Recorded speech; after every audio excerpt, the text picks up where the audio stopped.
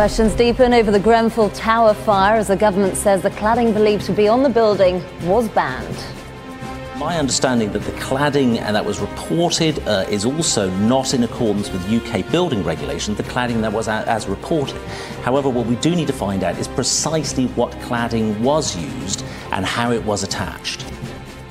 A man who heckled a Conservative minister over the PM's lack of action tells Sky News nothing has changed. I've looked at what she said, I've listened to it and heard and read it all. I mean, it's too late, to be honest. Also today, Labour refuses to be drawn on single market membership post-Brexit.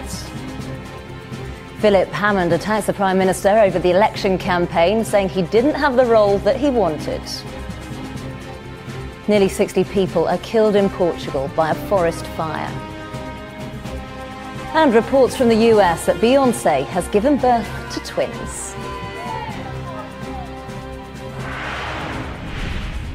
Good afternoon, this is Sky News at 12. Government ministers have said that the cladding believed to be on the outside of Grenfell Tower was against building regulations. It came as the UK's former fire chief told the Observer newspaper that urgent warnings about inadequate fire safety rules had been ignored by ministers. Sky's Gerard Tubb reports. As the search for bodies in Grenfell Tower continues, politicians are arguing over how this disaster could happen. Demolished. Gerard Tubb, Sky News, West London. Many locals and volunteers have complained that victims of the fire have been left to fend for themselves. One man who heckled the Conservative Minister Andrea Leadsom over Theresa May's lack of action at the Grenfell Tower has told Sky News her statement and promises have changed nothing. Sky's Joe Tidy reports. Is that not a priority then for the Prime Minister to come and speak to people directly? I think that would give people a lot of reassurance. Nadir lost friends in the Grenfell Tower fire. On Friday, he found an outlet for his anger. Corbyn is a good man, and he met him. That, the Prime Minister says, will change. Joe Tidy, Sky News. And you can watch a special programme on the Grenfell Tower fire this evening on Sky News. That's the Fire of London, tonight at 8 o'clock. Brexit negotiations are due to start tomorrow in Brussels. They'll focus specifically on the UK's withdrawal, such as citizens' rights and the UK's financial obligations. Labour's accused the Prime Minister of being in a complete mess ahead of the meetings. The Chancellor confirmed this morning that the UK will definitely be leaving the single market and the customs union. Well, let's go live now to Westminster and our reporter Laura Bundock. And Laura, there's a lot of discussion today, isn't there, about a hard or a soft Brexit? Yeah, I think there certainly has been. And one of the newspapers today is even suggesting Theresa May has just 10 days to get into shape. But Philip Hammond today insisted he believes she was the person for the job and refused to be drawn on whether or not Theresa May is a ticking bomb, a caretaker Prime Minister. He believes for now, at least, she should continue being Prime Minister. OK, Laura, thanks very much for that. Now, Greater Manchester Police have begun a murder investigation after a teenager was found dead at Oral Water Park in Wigan, following what they called a brutal attack. The 18-year-old student was reported missing by her family when she failed to return home from college. The US Navy says it's found the remains of 7 sailors who went missing when a destroyer collided with a container ship in the Sea of Japan. The USS Fitzgerald suffered heavy damage after crashing into the Philippine-flagged vessel yesterday morning. 3 women have been killed in a bomb attack in a shopping centre in Colombia. 9 others are wounded when the explosive device was detonated in the women's toilets in the capital.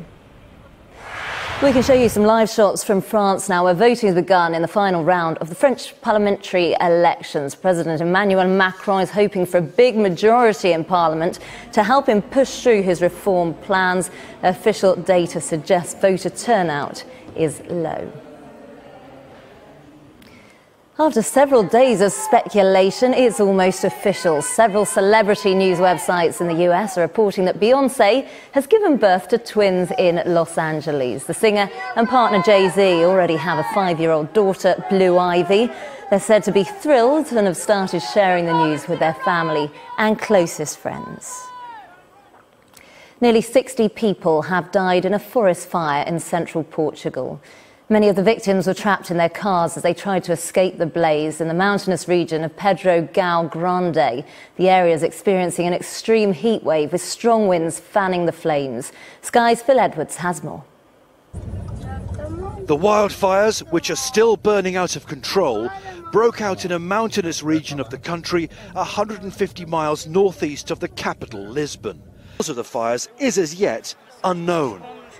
Phil Edwards, Sky News.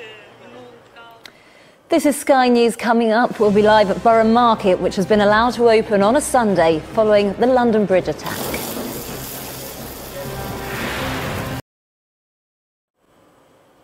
Now, Borough Market's usually not open on Sundays, but it is today to support traders who suffered when it was shut down following the London Bridge terror attack. We can go live there now to Caterina Vitozzi, our reporter who's at the market. And Caterina, what's the atmosphere like down at Borough Market this morning? Well, it's a busy trading day here at Borough Market. But let's pick up again now on the Grenfell Tower fire now, because today the London MP David Lammy has called on the Prime Minister to take urgent action to ensure all documents relevant to the Grenfell Tower fire are protected. So we can speak to him now. He's live in Westminster for us. Good afternoon to you, Mr. Lammy. You've made some pretty strong claims this morning that some vital evidence in relation to the fires being deleted. What proof of that do you have?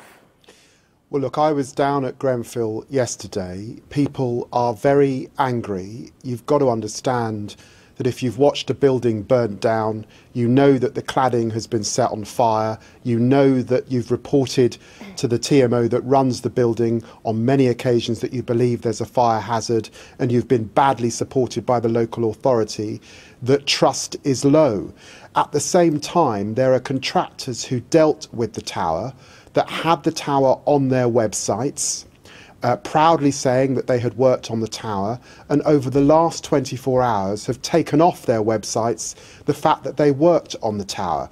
The questions that were being raised yesterday is, what else have they got rid of? Have they deleted emails? Have they shredded documents? There's a police investigation. The police have powers under the Police and Criminal Evidence Act to go in to seize computers, emails and documents. People want to hear whether that is in fact happening. It's happened in other cases. It happened in the hacking inquiry where the police went into newspaper offices to seize computers, to seize documents. Is it going to happen in this case? How big is this criminal investigation that's underway? How big is the team? Is it well resourced? Those are the sorts of questions that people understandably were raising with me when I was down there. But do you have personal evidence that this is happening, or is this just something that you've been told about? And if so, what kind of information is being removed? It's not for me to determine what that evidence is. It's for the police. But let me be absolutely clear. People have lost their homes, and I have lost a friend. We believe it's a crime, what has happened. We have other major events in this country, and you get a rolling commentary of what the Met are up to. What are they up to in this case? What is Theresa May asking behind the scenes in terms of these questioning? Have they seized these computers? We know contractors are taking things down from their website. What else are they up to? That's what the public want to hear, and that's certainly what the families want to hear in this circumstance. It's not for me to go and look for the evidence. It's for people who pay their taxes, who rely on the local authority and rely on the police to do their job. Now, I know you've been personally affected by the fire, as you said yourself, but this is a very strong statement that you've made today. Are you concerned that this is perhaps making things worse, because tensions are already very high? Why is it making things worse exactly? Why is it making things worse? Well, this is a question I'm asking you. I mean, we've seen the tensions that are around the Grenfell Tower issue, of course, rightly so, but do you feel that this is something that might be making things worse? You will be aware, as a journalist, that there are other major police investigations. Let's say the investigations around terrorism. You get a rolling commentary from the police. We know, minimum, that 50-odd people have lost their lives. Why is it not appropriate, given there's a criminal investigation, for the people who have lost loved ones not to hear a little bit more about this criminal investigation? People are suspicious that when it involves the state, when it involves a local authority, when it involves a failed TMO, when it involves contractors, suddenly we all go quiet and we talk about it being a tragedy. They want more than that, actually. They want to know what really is going on. And they expect to hear that from the Prime Minister and others. That is not me stirring the pot. That is me speaking for some of the most vulnerable people in our society. And we know that there is going to be a public inquiry. That usually takes many, many months. Are you confident that people who are affected will get the answers that they're looking for from that? I hope they'll get the answers. It depends on who leads that public inquiry. It depends on how they engage with families. But what I can tell you, in my experience, it will be years before you really hear anything from a public inquiry. So that's the problem. We also, at the moment, were told that there was a police investigation. We've heard nothing about it since. It's now been 5 days. Your media lens will turn away from this very shortly. You will turn towards the Queen's speech. Life will move on. That's what will happen. The journalists will move on, and many of these issues will not be answered for a significant amount of time. So this is the window to act.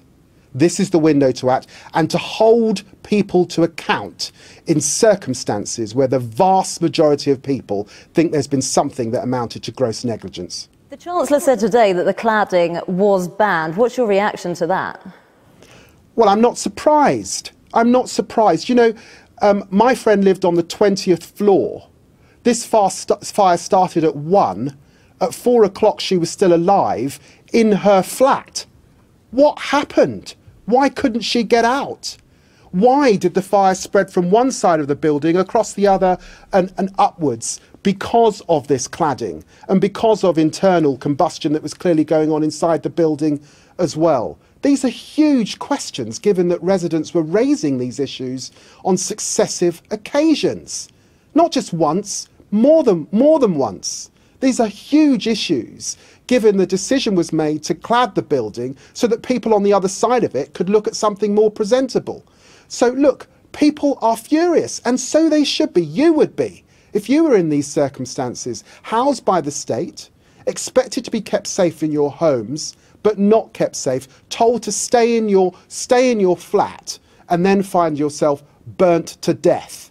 If that is not something that demands a proper criminal investigation as well as an inquiry, then I don't know what is. And if it is those two things, then I'm afraid what people want to hear is what is now happening behind the scenes on their behalf. OK, David Lammy, thanks very much for joining us. Appreciate your thoughts on that. You're watching Sky News. Let's find out what's coming up in the sports. Whatever the weather, enjoy your holiday. Multitrip.com Travel Insurance, proud sponsors of Sky News Weather. The next couple of days are going to stay mostly sunny and hot away from the far north and west, but there will be an increasing risk of occasional thunderstorms in the south. Central, southern and eastern parts of the country already have temperatures in the mid-20s, and those values are set to rise potentially to a high of 32 degrees Celsius. Northern parts of Scotland and Northern Ireland will be largely cloudy with some patchy rain at times. Winds will be light everywhere, although cooling sea breezes should set in throughout the afternoon. Multitrip.com Travel Insurance, proud sponsors of Sky News Weather. This is Sky News coming up. The iconic Battersea Power Station chimneys have been demolished and rebuilt. Grand Prix on Sky Sports. The top stories on Sky News. Government ministers have said that the cladding believed to be on the outside of the Grenfell Tower was against building regulations. Labour says Theresa May has no authority ahead of Brexit negotiations, but the Shadow Chancellor refused to be drawn on single market membership. And nearly 60 people have died in a forest fire in central Portugal. Well, Theresa May has had a host of stumbles over the last few weeks. In the course of a month, she's lost her Commons majority and had to battle for her political survival. And on top of that, there have been two major terrorist attacks. Now the Prime Minister is being accused of a lack of humanity in her response to the Grenfell Tower inferno. So can Mrs May recover? Well, to discuss this, I'm now joined by Katie Balls, political correspondent at The Spectator, and Peter Edwards, editor at the Labour List. I'm going to speak first to Peter. How long do you think Theresa May can last for, and is she likely to last? Well, she won't last in the long term. The Tories will never let her fight another election again. We know Boris Johnson has stepped back from the brink.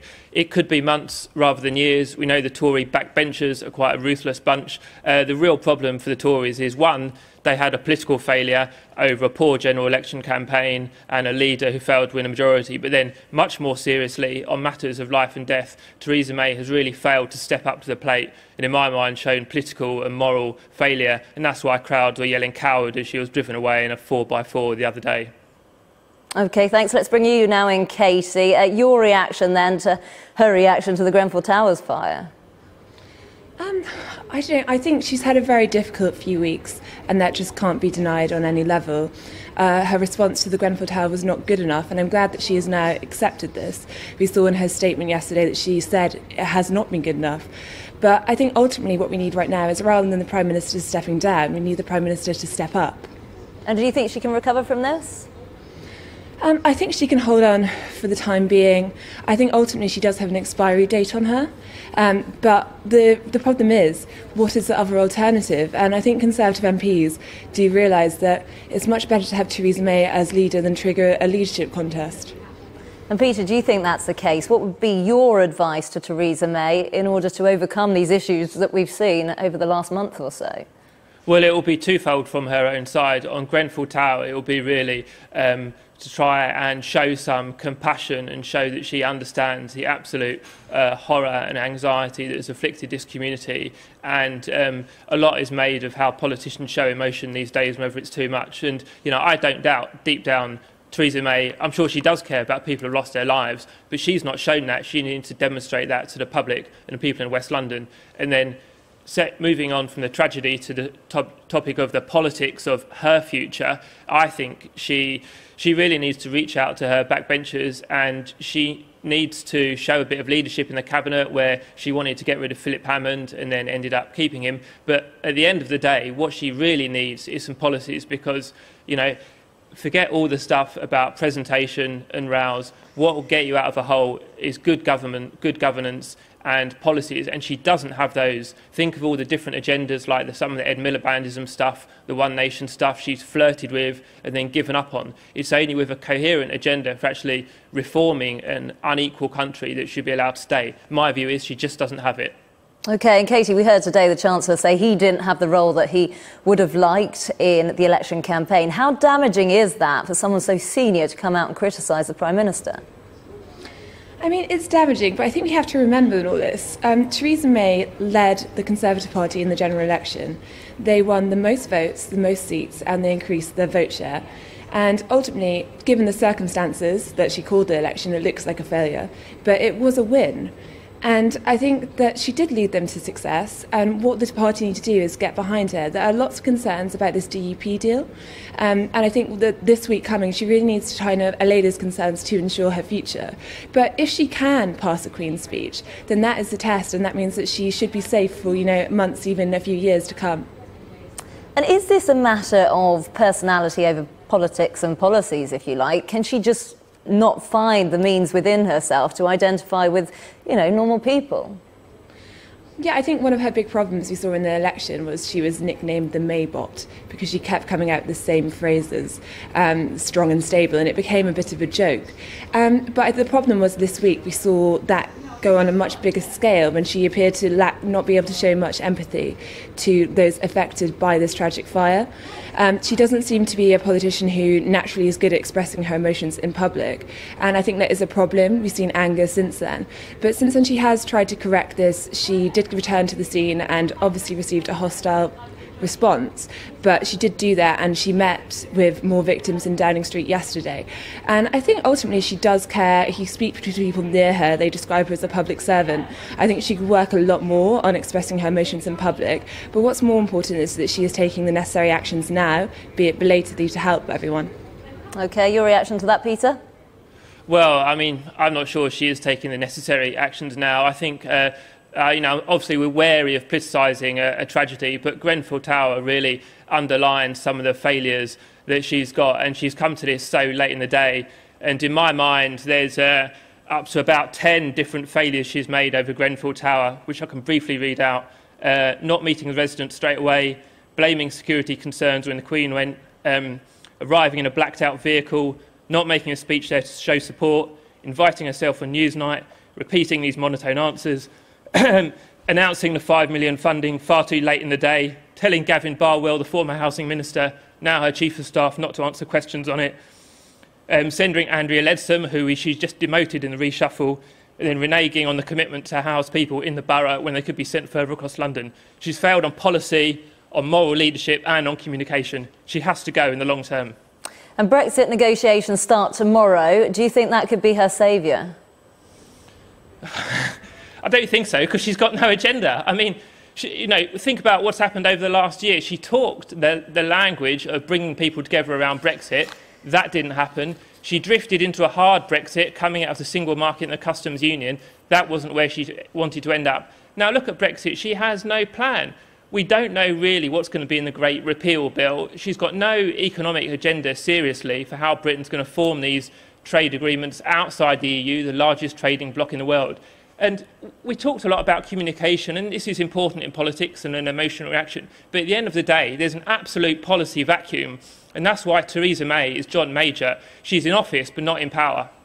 OK, and Katie, there's three scenarios, I suppose. Theresa May will stay for the long term. There'll be a replacement in the Conservative Party, or Jeremy Corbyn could get in. Which one of those is likely to happen? I think the Tories are going to do everything in their power to put off the possibility of an election because they feel the momentum is now with Labour. They think if there is an election, there's a very high chance that Jeremy Corbyn could become Prime Minister. And that's why I think the party are ultimately going to get behind Theresa May. And also, if you speak to Conservative MPs, I mean, some are keen for a softer Brexit now, but what they all seem to agree on is that if the party can't make a success of Brexit, then they are finished. What they will be judged on is Brexit. So I think these negotiations will be the making or the breaking of Theresa May. OK, Peter, last word with you. Will Theresa May be Prime Minister by the end of the year? I think she probably will, much as it saddens me, because the Tories are a ruthless bunch and they'll want to have the leadership election when the time is right for them. Boris Johnson has stepped back from the brink. They know that if there's a new leader, then that could lead to another general election. Tory backbenchers on slim majorities won't want that. We know leaders like John Major can struggle on for a long time. Theresa May is a modern John Major. I think she could be around for a year. OK, thanks very much to both of you. Appreciate your time there from Westminster in central London. Now, after 3 years' work, the famous chimneys of Battersea Power Station have been demolished and rebuilt, part of the biggest development in Western Europe. But others have criticised the project, saying it's geared towards foreign buyers and would do little to help London. Tom Cheshire has this report. One of the conditions for the multi-billion-pound redevelopment of Battersea Power Station was to keep its famous chimneys. Will move its headquarters to the power station when it's finished. The first commercial premises here open in the summer, but proof of the redevelopment's success will only be clear many years from now. Tom Cheshire, Sky News. This is Sky News. Coming up in the sport, can England's Tommy... Discreet for sensitive bladder. Well, a busy day of sport ahead. Let's get an update from the Sky Sports News Centre. Sky News Sports Bulletins, brought to you by Vitality, for your health and life insurance. Hello again. A century from Fakhar Zaman has helped Pakistan's batsmen make a good start against India in the final of the Champions Trophy at the Oval. The underdogs put into bat 188 for 1 and for 2, though, in the 34th of their 50 allocated overs. India's response to come more live now on Sky Sports News HQ. We're back in the next hour with more too. Brought to you by Vitality, for your health and life insurance. Let's take a look at the weather now, shall we? Australia welcomes a bright day as clouds drift through European skies. The next couple of days are going to stay mostly sunny and hot away from the far north and west, but there will be an increasing risk of occasional thunderstorms in the south. Central, southern and eastern parts of the country already have temperatures in the mid-20s, and those values are set to rise potentially to a high of 32 degrees Celsius. Northern parts of Scotland and Northern Ireland will be largely cloudy with some patchy rain at times. Winds will be light everywhere, although cooling sea breezes should set in throughout the afternoon. There's an outside chance of isolated thundery showers breaking out over East Anglia and the southeast. Any showers will die out later to leave a fine evening for most, with long spells of sunshine. It'll stay warm and rather humid overnight. The weather, sponsored by Qatar Airways. This is Sky News coming up. We've got all the latest on the cladding used on the Grenfell Tower. Of course, today we've heard the Chancellor say that it was not regulated and it wasn't supposed to be used. But we've got plenty more coming up on that story and plenty more after this short break.